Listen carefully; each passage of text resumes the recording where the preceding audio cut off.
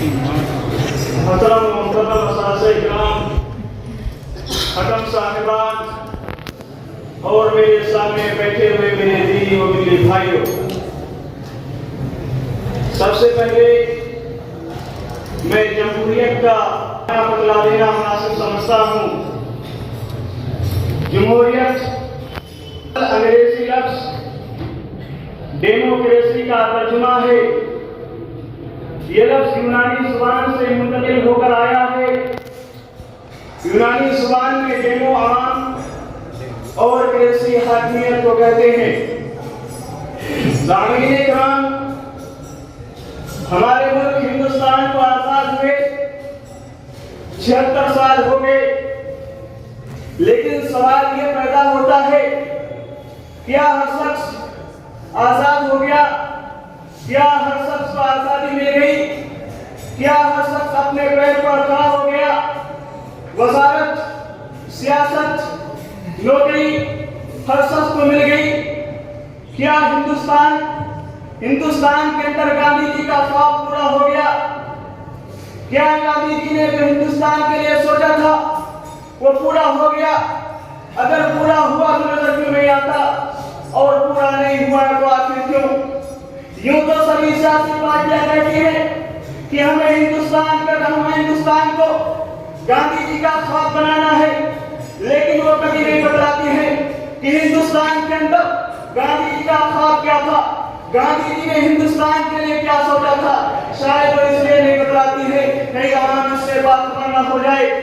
گاندھی جی نے ہندوستان کے لیے سوچا تھا کہ ہمارے ملک میں لوگ امن و سکون کے ساتھ رہیں، سکون کے ساتھ زندگی گزاریں، اور ہر سماج کے طبقات میں، ہر سماج کو ہر شعبے میں نمائندگی ملے، تاکہ برسر اقتدار حصہ و مخالفت، تنقید برائے تنقید نہیں، تنقید برائے اصلاح ہو، دونوں آپس میں ملک و ملت کے مفاد کے بارے میں مشورہ کریں، دونوں کا اصل مقصد ملک و ملت کا مفاد ہو۔ لیکن آج سیاسی پارٹیاں اپنے اصل مقصد سے ہٹ گئی ہیں، سیاسی پارٹیاں پر اپنے اصل راستے سے گمراہ ہو گئی ہیں۔ وہ عوامی مفاد کو بالائے طاق رکھ کر اپنے مفاد کی سیاست کرنے لگی ہیں۔ نتیجہ یہ ہوا، آج ملک کے اکثر علاقوں میں، ملک کے اکثر خطوں میں، ملک کے اکثر گاؤں میں ایک بڑی تعداد ایسی نظر آتی ہے جن کے پاس رہنے کے لیے مکان نہیں ہے، رہنے کے لیے کوئی گھر نہیں ہے۔ وہ سڑک کے کنارے، ریل کی پٹریوں کے کنارے سردی گرمی برسات کا موسم کا سامنا کرتے ہوئے زندگی گزارنے پر مجبور ہیں، ان کا کوئی آدمی ایمان تک نہیں پہنچتا ہے۔ کیا انہیں سیاسی لیڈروں کی طرح زندگی گزارنے کا حق نہیں ہے؟ کیا ان کے بچوں کو سیاسی لیڈروں کے بچوں کی طرح زندگی گزارنے کا حق نہیں ہے؟ اگر ہے تو انہیں اوپر اٹھانے کے لیے کوئی ٹھوس قدم کیوں نہیں اٹھایا جاتا ہے؟ انہیں آگے بڑھانے کے لیے کوئی ٹھوس قدم کیوں نہیں اٹھایا جاتا ہے؟ ان کے بچوں کو یہاں تک احساس ہو گیا ہے کہ ہماری اصل زندگی یہی ہے، یہی ہمیں زندگی گزارنا ہے اور ہماری یہی پہچان ہے۔ میرے دوستو، افسوس کی بات تو یہ ہے، آزادی حاصل ہونے کے بعد سب سے پہلے کانگریس نے مسلمانوں کے ساتھ ناانصافی کی۔ کانگریس نے 1950 اگست 1950 عیسوی میں صدر جمہوریہ کے ذریعے آرڈیننس جاری کرا کر دفعہ 341 پیرا پر آرڈیننس پیرا 3 پر آرڈیننس جاری کرا کر مسلمان ہونے کی بنیاد پر مسلمان برادری کو ریزرویشن سے محروم کر دیا۔ 1949 عیسوی میں بابری مسجد میں مورتی رکھے جانے کا معاملہ سامنے آیا تو اسے سلجھانے کے بجائے الجھائے رکھا۔ 1992 عیسوی میں کانگریس نے اپنے دور حکومت میں بابری مسجد کو منہدم کرایا۔ یہی نہیں میرے دوستو، آزادی حاصل ہونے کے بعد کانگریس نے ہندو مسلم کی سیاست کی۔